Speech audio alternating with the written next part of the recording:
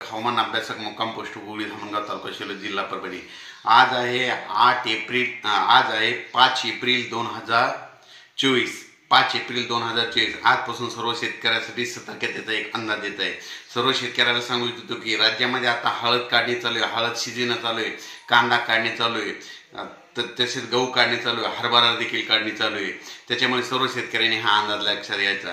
म्हणजे राज्यामध्ये 8 एप्रिल ते जवळपास 13 एप्रिल दरम्यान राज्यामध्ये एक अवकाळी पाऊस येणार आहे, काही ठिकाणी गारपीट होणार आहे, काही ठिकाणी वारा सुटणार आहे, पाऊस येणार आहे, म्हणून सतर्कतेचा इशारा म्हणून हे अंदाज देत आहे।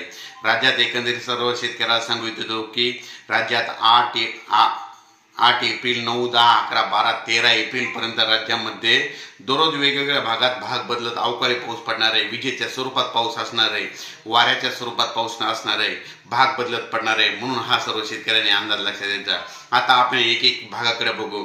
राज्यामध्ये सांगायचं झालं तर 7 एप्रिलला जवळपास 7 एप्रिलला पूर्व विदर्भामध्ये पावसाला सुरुवात होणार आहे। आणि पूर्व विदर्भातल्या सर्व शेतकऱ्यांना माझी विनंती की तुम्ही काय करा, तुमची हळद असेल, कांदा असेल 7 तारखेपर्यंत काढून घ्या, कारण की पूर्व विदर्भात गारपीट देखील होणार आहे आणि त्याच्यामुळे पूर्व विदर्भात गारपीट देखील होणार आहे, पाऊस देखील पडणार आहे, वारा सुटणार आहे। त्याच्यानंतर पश्चिम विदर्भाकडे वळू। पश्चिम विदर्भामध्ये शेतकऱ्याचा कांदा काढणी चालू आहे, हरभरा काढणी चालू आहे, गहू काढणं चालू आहे।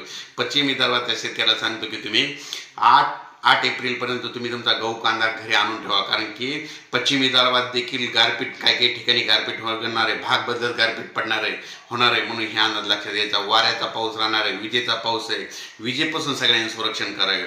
त्याच्यानंतर आपण वळू मराठवाड्याकडे। मराठवाड्यात देखील 9, 10, 11च्या दरम्यान परत एक दिवस सगळीकडे पाऊस येऊन जाणार आहे, मध्ये वेगवेगळ्या भागात पडणार आहे, सर्व दूर नसणार आहे, पण अवकाळीचा झटका बसणार आहे, काहीच्या कांदा आहे। म्हणून सर्व शेतकऱ्यांनी, मराठवाड्यातल्या शेतकऱ्यांनी हा अंदाज लक्षात घ्या। त्याच्यानंतर मध्य महाराष्ट्राकडे वळू। मध्य महाराष्ट्रात देखील 9, 10, 11, 12च्या दरम्यान परत अवकाळीचा एक फटका बसणार आहे। म्हणून मध्य महाराष्ट्रामध्ये विशेष म्हणजे सगळ्यांचा कांदा काढणी चालू आहे।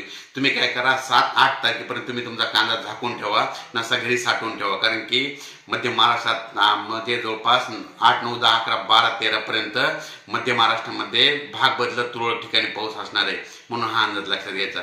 त्याच्यानंतर कोकणपट्टी, उत्तर महाराष्ट्र आणि कोकणपट्टीमध्ये देखील पाऊस असणार आहे, म्हणून ही अंदाज लक्षात घ्यायचा। उत्तर महाराष्ट्रात देखील विजेच्या कडकडासह अवकाळी पाऊस पडणार आहे, म्हणून उत्तर महाराष्ट्रातल्या शेतकऱ्यांचा कांदा काढणी चालू आहे।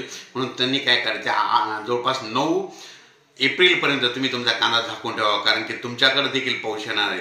दररोज राज्यामध्ये वेगवेगळ्या भागात पाऊस येणार आहे। म्हणून माझी सर्व शेतकऱ्याला विनंती आहे, राज्यामध्ये हे अवकाळी मोठा गारपिटीचा पाऊस असणार आहे, वाऱ्याचा पाऊस असणार आहे, म्हणून हा अंदाज लक्षात घ्यायचा। अचानक वातावरणात बदल झाला तर परत एक मेसेज दिला जाईल। धन्यवाद।